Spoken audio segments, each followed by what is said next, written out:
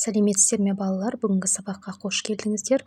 Бүгін біз сіздермен 59-шы сабақ ат ер қанаты тақырыбын өтетін боламыз. Бүгінгі сабақта ойыңды көркем сөздермен жеткізетін боласың. Олай болса балалар, бізге берілген тапсырмаларды сіздермен бірге орындайық. Бірінші, түсініп оқы, пікір білдір. Ат ердің қанаты, жылқы малдың патшасы, жылқының сүті шекер, еті бал.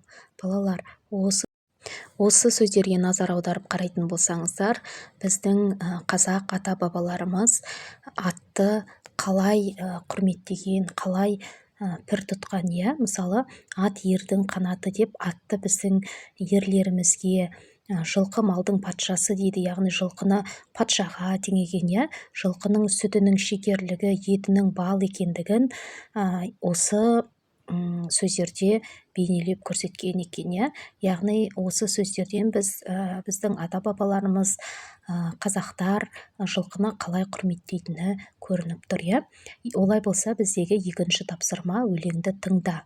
Атқа міндім. Шу жануар, бұл менің алғаш атқа мінгенім, желдірмек боп атымды, қысып қалдым тақымды, атым желіп жөнелді, қайтсем екен мен енді, батылдық жоқ жаңағы, зәрем ұшып барады. Қыза түсті құрғыр ат, құлақ кетті шыңылдап, ат жалына жабысып, қолым қалды қарысып, тізгін жоқ сол қолдағы, қамшым жоқ оң қолдағы, құламасам болғаны, жыламасам болғаны, дөңкілдетіп даланы, атым шауып барады, күшімді сап ақырғы, қыса түстім тақымды. Жер шетіне жеттім бе, мен ештеңе білмеймін, жоқ, енді атқа мінбеймін, ақыры атым тоқтады, қарсыдан жел соқпады, қорқынышым басылды, біткен құлақ ашылды, сол манағы қалпында, киіз үй тұр артымда. Атам да тұр орнында, құстай ұшқан сияқтем, ұзамаппын бірақ мен, қорыққанымды жаңағы, жұрт білмесе жарады. Өлеңнің авторы балалар Қастек Баянбай. Үшінші тапсырма, түсініп оқы, өлеңнің авторы туралы әңгімеле. Қастек Баянбай, балалар жазушысы, ақын. Қастек Баянбай 1936 жылы Алматы облысы Алакөл ауданы Талдыбұлақ ауылында туған.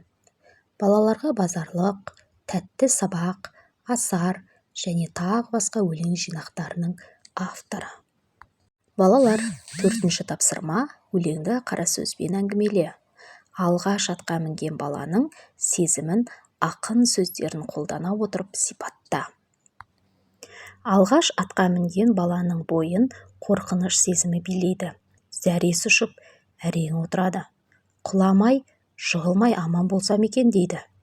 Мінекей балалар, алғашқы атқа отырған баланың сезімі осындай болады екен, Балалар, сіздердің алғашқы атқа отырған кездеріңіз естеріңізде ме?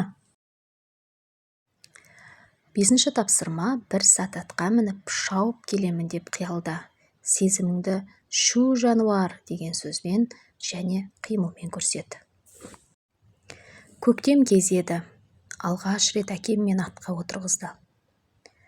Бір сәт атқа мініп шауып келемін. Қиялдап келемін.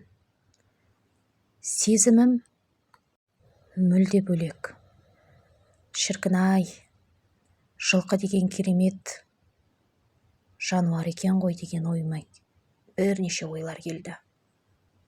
Бір кезде есімді жиып қарасам, айналам көкпеңбек, шөп, толған жан жануарлар, сиырлар, малдар жайылып жүр. Мен көкірегімде одан сайын қуаныш сезімі кернеп, шу жануар, шу жануар, шу жануар деп атымды қамшылай жөнелдім. Атым дәл сол сөзді естігендей одан әрі шаба жөнелді. Мен мәзбін. Бір жағынан қорқыныш сезімі де болды. Біраз уақыттан кейін әкеме мен де жетіп келдім. Менің Атқа мініп үйренгенімді көрген әкем өте қатты қуанды. Мен де ризамын, әкем де риза. Осылайша мен алғаш рет атқа отырып көрдім. Және де үйрендім. 6-шы тапсырма берілген тақырыптар төңірегінде ой бөліс. Атқа міну өнер, атқа міну спорттың түрі, атқа міну ұлттық ойын. Атқа міну де өнер. Қазақ халқы да соның ішінде жылқы малын ерекше қастерлеген. Өйткені кез келген қазақтың баласы аттың құлағында ойнайтын ер азамат болған. Оған мініп шабу, теңге алу ойындарына қатысу, көкпар ойынына қатысу бұл өнер деп есептелген. Қазақ халқы спорттық ойындардың барлығын атқа міну үстінде өткен. Атқа мініп садақ ату, атқа мініп теңге алу, атпен көкпар шабу, бәйге, қыз қуу, бұның барлығы жастарды спортқа баулудың бір әдемі көрінісі болып есептеледі. Қазақтың ұлттық ойынының бірнеше түрі аттың үстінде өтеді. Қазақтың ұлттық ойындарына көкпар, қыз қуу, теңге алу, аттың үстінде келе жатып садақ ату жатады. Міне біздің ұлттық ойындарымыздың көпшілігі 4 түлік малдың киесі саналатын аттың үстінде ойналады. Бұған аттың құлағында әбден ойнап қалған қыз бен жігіттер қатысады. Балалар, мінекей бізге берілген тапсырмаларды сіздермен орындап шықтық. Олай болса, сабақ түсінікті болды деген ойдамын сіздерге.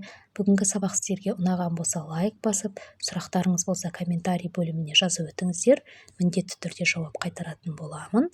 Келесі сабақта кездескенше сау болыңыздар.